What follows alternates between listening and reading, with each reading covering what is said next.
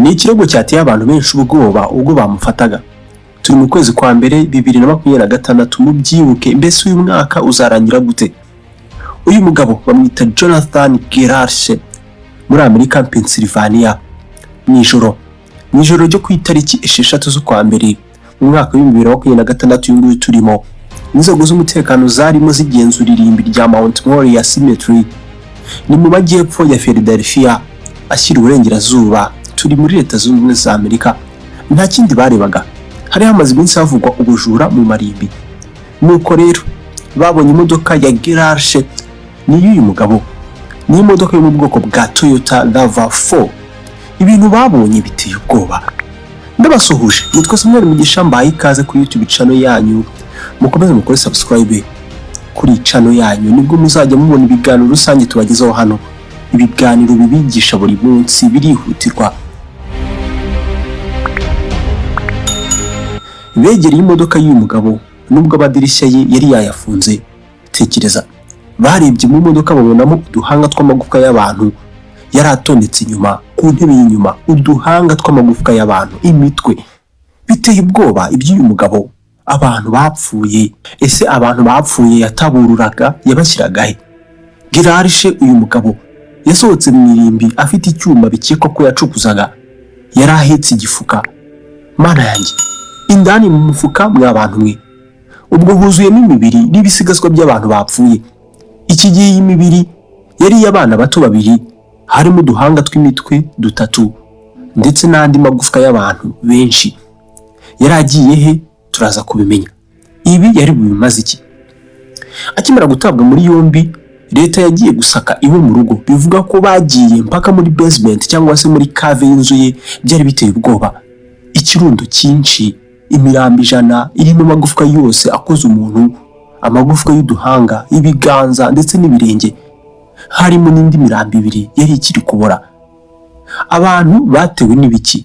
Batewe n'ibiki mw'abantu mwe? Mukore subscribe.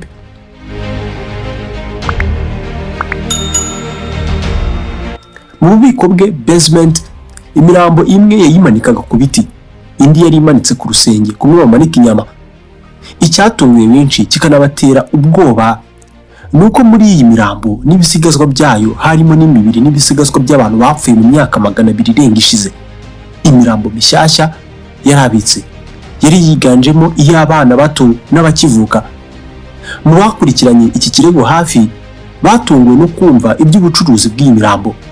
Abayigura bayimaze iki? Ese abayigura ni bande? Yabaga mu itsinda cyangwa se group ya Facebook yitwa Human Bones and Skulls Selling Group, urubuga ugurishirizaho amagufwa n'uduhanga tw'abantu. Umutangabuhamya watanze amakuru avuga ko bwana Gerlach yari muri Chicago agurisha uduhanga tw'abantu, ndetse hari na post cyangwa se ubutumwa bwavumbuwe umuntu amushimira ko yamukoreye igikapu gikoze mu ruhu rw'umuntu. Igikapu gikoze mu ruhu rw'umuntu. Ibibera ku isi byo ni byinshi. Yakundaga kwigaragaza afite uduhanga mu ntoki ze. Kugeza ubu Jonathan Gerlach ari gushinjwa ibyaha 575 birimo 100 birenga byo guhohotera imirambo, kwiba no kuvugira imitungo itari yawe, ubujura no kwiheje ikintu kitari cye, kwangiza ahantu no kuvugira ahantu hatemewe cyangwa se hakumiriye, ndetse n'uburuhukiro bw'abantu abapfuye. Arafunzwe hasabwa miliyoni y'amadolari ngo arekurwe. Ruzasomwa tariki 20 muri uku kwa mbere uyu mwaka. Muratekereza iki? Ese arekuwe ntiyasubira gutaburura abapfuye?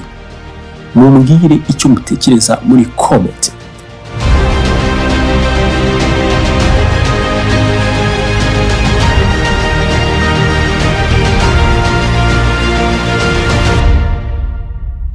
We yemera ko yataburiye imirambo 30, gusa impamvu yamusunikiye muri ibi iracyari amayobera.